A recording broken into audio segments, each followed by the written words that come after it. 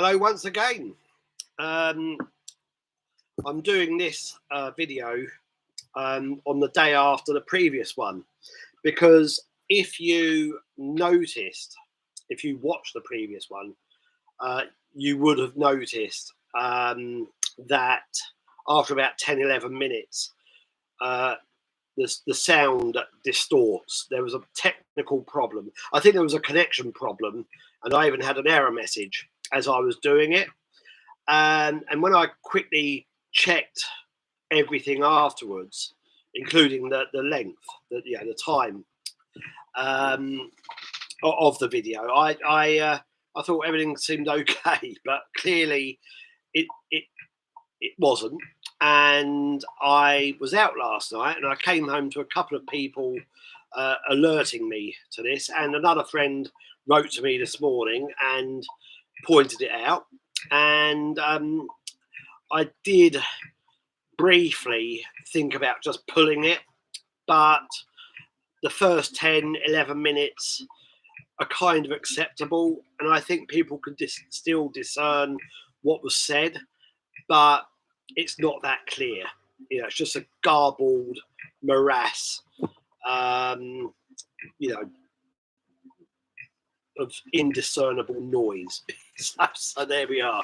Kind of like what usually comes out of here, to be honest.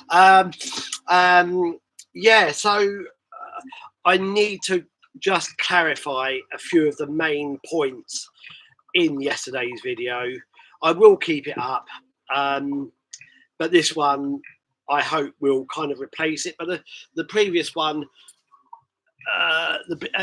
during the beginning of the previous one, I sort of infused over this LP from Nia Records, the Alton O'Brien Dancing the Line LP, and I've now played the other side of it, which is slightly different to the first side, but I need to return to it again. It's really good anyway. It really hit the spot. I played the first side about, I don't know, probably 10 times now.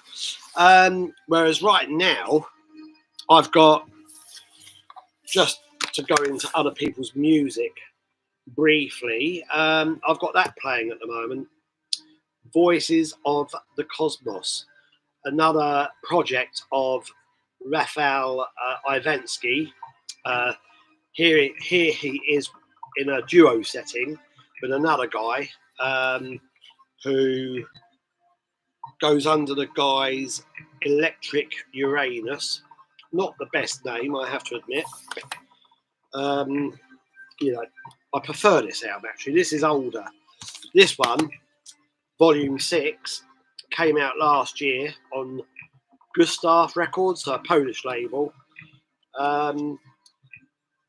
It's good, it's interesting, but I just think there are too many kind of rhythms, kind of program rhythms on there for my taste anyway, or at least for how I played this a couple of weeks ago. I felt exactly the same then, so it's not how I feel now. No, the rhythms don't work for me, but the kind of abstract electronics do, and they're very good. But I prefer this album from a few years ago, and you can actually see the names there. Ex Naviet, that's Raphael Ivansky's old, I think, solo project. I think he now does work under his own name, and I think I even plugged the latest album recently as well. That was really good.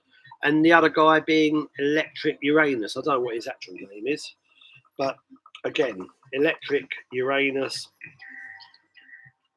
Oh, it's Wojciech. I need my glasses. Ziomba. I don't know. I might have met him. I know I've met Raphael. Nice guy. And sorry, this one is okay, but this one's better. So, to my taste, anyway, I can hear there's a lot of work that's gone into both of those albums. Anyway, I'm not slighting anything in that respect. But anyway, that's what's on in the background at the moment. Kind of soundtrackish at times as well. Anyway, to get back to what I wanted to say that got possibly lost in yesterday's video. Firstly, Grim Humour Book 2 Restocks. I've now got these, finally. And that means I can actually send out orders to people who've been patiently waiting for a number of months. I've had a few orders for that book. I just completely ran out. And now I've got Restocks and I can fulfill orders, and I would recommend getting it before, recommend getting this book before they all go again. I think Soundome in Italy will want some of these.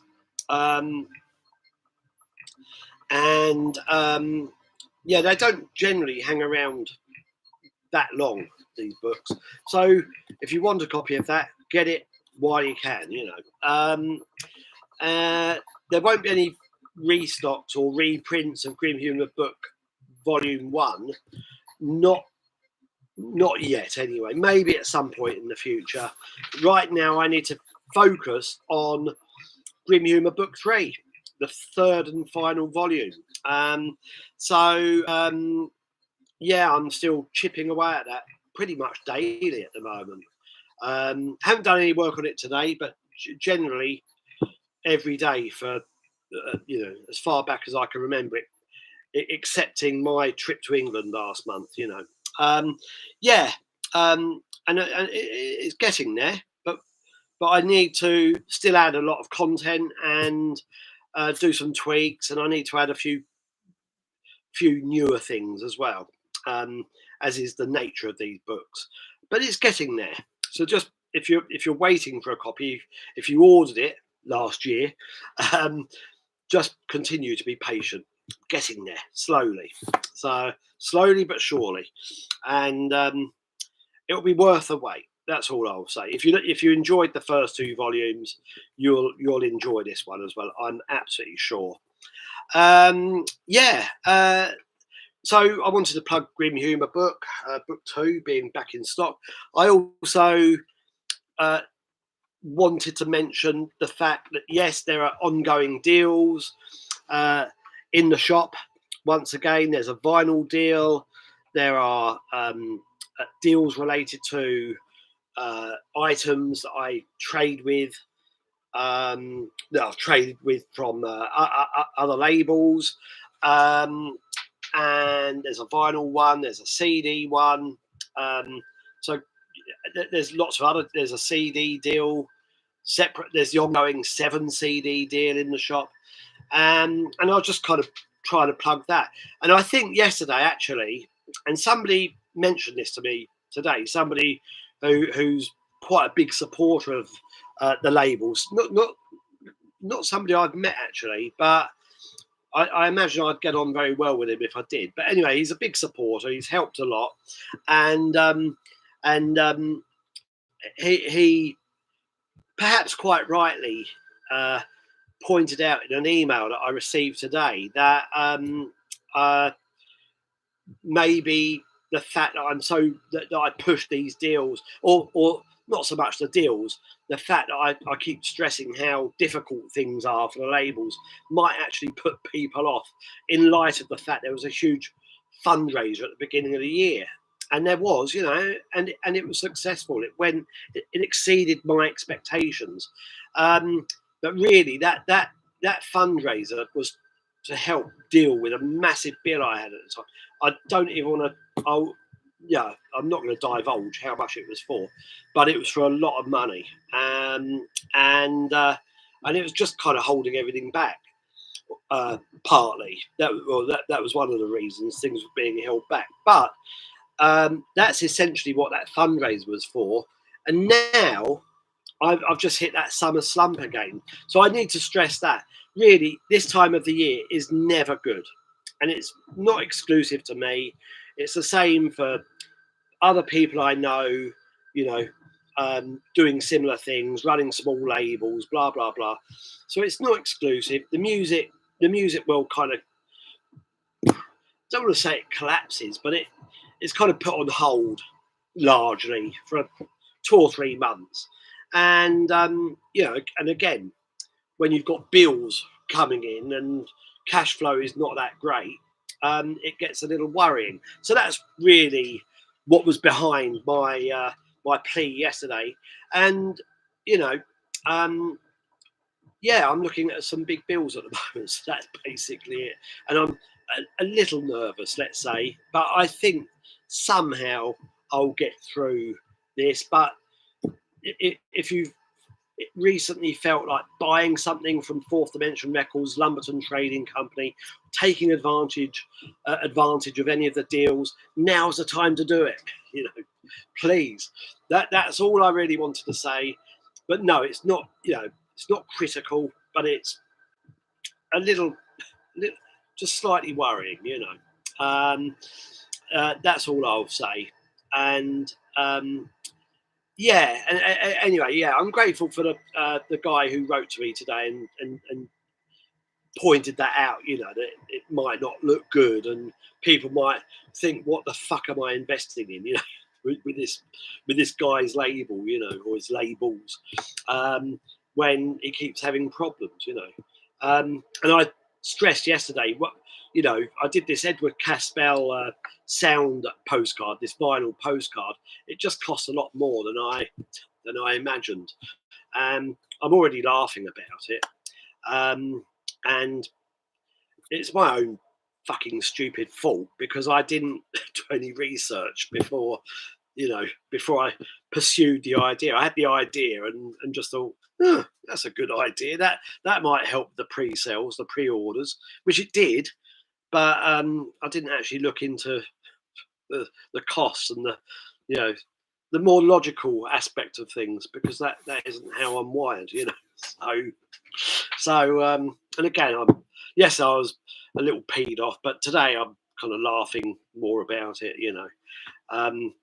Everything will be all right in the end, you know, as they say. So yeah, the Edward Ka-Spel vinyl postcard is something that has knocked me for six, really, and yeah, so that's added to the mix as well. But you know, the guy actually who wrote to me today said it sounded like I regretted it, and no, I don't regret it. I don't regret doing the Edward Ka-Spel postcard. I just wish I'd done a little research into the costs and everything before I went ahead with the announcement. Yeah, it's just me again rushing into things without thinking. So, and that's kind of how I've always operated, to be honest. I did yesterday. I'll be honest. Before I did the video that actually made it on the channel, I'd started doing another one, and I gave up on it because I started talking about Stephen Severin, and I did a release by him. He even did a remix for my group theme on one of our albums, and he contributed to the Autumn Blood Constructions compilation CD from many years ago, and we kind of fell out, really, and partly that was to do with his quite rightfully, in a way, you know, he's quite right in accusing me of this. But he said, I've got no business sense, and here I am laughing about it. Oh God, yeah, I'm not in this for business reasons, you know, never have been. Yeah, he said you've got absolutely no business sense. In one of his parting emails to me. And I thought, you're absolutely right. And I think I stressed that from the outset anyway. I'll stress it to anybody. Got no business sense. It's all kind of trial and error. That's what I should abandon the Fourth Dimension and Lumberton, start a new label, just call it trial and error. It really would reflect how things run. Anyway, I think I've mentioned everything I wanted to say that possibly got lost in yesterday's video. I'll have a slurp of my usual brew, Yorkshire tea, strong. I'd like to say so strong it'll put hairs on your chest, but I don't really have any. Never have. Anyway, too much information. So, what did I want to say? I'm in a funny mood today. I probably shouldn't be doing this. Yeah, lots of deals in the shop at the moment. That's what I started talking about. Lots of, I'm just thinking about this. Maybe over the course of the next few days, I'll even remove the postage from a few releases in the shop just for a week. Just so they're even more affordable, because I really do need to raise a little money towards some bills, and that's the bottom line. Nothing to worry about. Releases are happening. Releases are being sent out. Things are still moving. I've got, new releases coming, of which there's the Fallen Sun CD, Parallel Disalignment, and I know Yin, the person behind Fallen Sun, really pushed for this disalignment thing, but I contended it's not an actual word, disalignment. But anyway, she argued that it is. So, and then I said, well, it's your release. You can call it what you like. I don't, to that end, I don't care. I think things are misaligned, aren't they? Yeah. Is that right? Yeah. Anyway, so that would be the antonym. Anyway, don't want to go there. So we've got the Fallen Sun CD, which is good, really good, and now available to pre-order in the shop. I'll actually start pushing that today or tomorrow. And then there's the Michael Cashmore CD, which is coming August, September. The 9th Circle Beyond the Sun. So that's just waiting, really, just to be pushed into production. But again, I need to see some cost recovery at the moment before I can do the next bout of releases.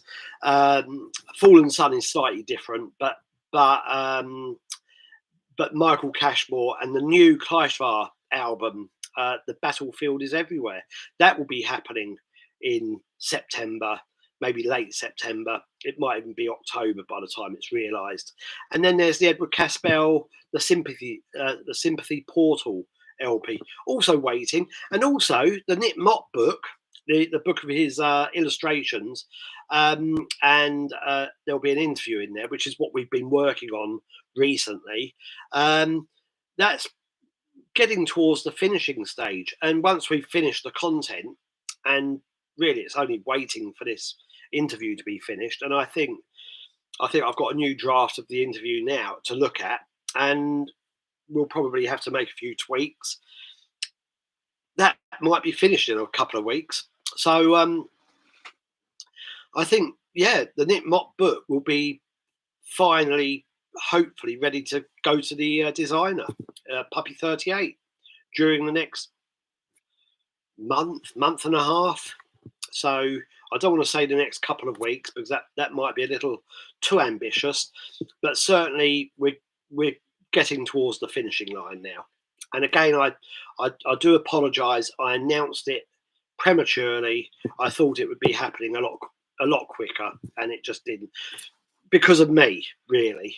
And again, because I'm so busy with the labels, with emails and packing orders and dealing with things related to releases. It's pretty full on, actually. If the label's paid, any money whatsoever, I could run them full time, but they don't pay. They, as I've alluded to already, they run at a loss. So, or they struggle, they struggle. It's very, their nature's very erratic. So there's definitely no money. I was going to say very little. There's no money. There's no money for me. I think again yesterday, in the video, I started brandishing a couple of LPs, and again at the same time, I was at the back of my head, I had this idea that, oh, maybe I shouldn't be doing that because it might look like I'm spending people's money, and I'm not. I've got teaching work, you know, and proofreading. That's where I get my money from. But that's my regular income, and sometimes I'll treat myself to something. So no, all the label stuff, mail order, everything, all the deals, that's money for the labels, you know, basically. So I think in that first video I did yesterday, I also started ranting and raving about, you know, how if people knew the reality of things here. I've got an ancient computer that probably needs replacing soon. I can't afford a printer, so I have to keep rigging up one that Ivana has every time I need to print anything, which is every time I need to use a courier to the UK. And the computer's and even my phone is bloody ancient. So everything's old, probably about to die, you know. And that's it. And I've got another computer here that's even older, and frankly, I don't even know why I've got it. So it's just kind of gathering dust on the desk. But yeah, you know, this computer's 8-9 years old, and it was reconditioned. So that's how things run here, you know. Yeah, I still managed to find a little money to buy a couple of books and a couple of records each month for myself, and treat myself to an Indian meal a couple of times a month. That's it. And a few beers. So, not exactly, you know, living the dream. So, anyway, I think I said I was going to moan about something. I was discussing this with friends yesterday evening, and I mentioned how the ranting video that I did almost a week ago, seemed to attract more people than any of the other vids. So maybe I need to do more in the way of ranting and raving. I can't think of anything I'm pissed off about today, though. It's raining, but I don't mind that because I hate it when it's hot. I hate shorts, you know. I hate summer clothes. Of course, I have to wear them sometimes, but I just hate it. So, I'm just not. I just don't feel like myself when dressed like that, you know. I don't want to moan about the weather anyway. It's so boring. Maybe I should do more in the way of something that Ivana, my wife, said to me when she encouraged me to start doing this. She said maybe you should start reviewing other people's work and really lay into it. But I don't really feel like doing that anymore. I did all of that in Grim Humour, and I'm a little more forgiving of people's different music now. So understanding. Is it mellowing? I don't think so, because a lot of music is really irritating still, and I still receive lots of music to review or whatever from people who I'd rather didn't send me anything, you know. So there's loads of shit out there still. That will never change, and I'll always call it out as well. But there's nothing I feel like ranting and raving. I think I've written in the title minor gripes, but there aren't any. We'll just see if it attracts a few more people. So I do have a gripe about our kitchen today. There were some ants walking around on the breakfast bar. I'm not an ant killer. I was just kind of rescuing them and putting them outside. Found some yesterday as well. And one of the discussions with my friends yesterday evening amounted to me mentioning this to them and wondering if ants still manage to find their way back to their nest. So they probably got eaten long before that. But no, I don't kill things unnecessarily if I can help it. So, but I do like a bloody bacon sandwich. So there we are. That's how I'm going to end this.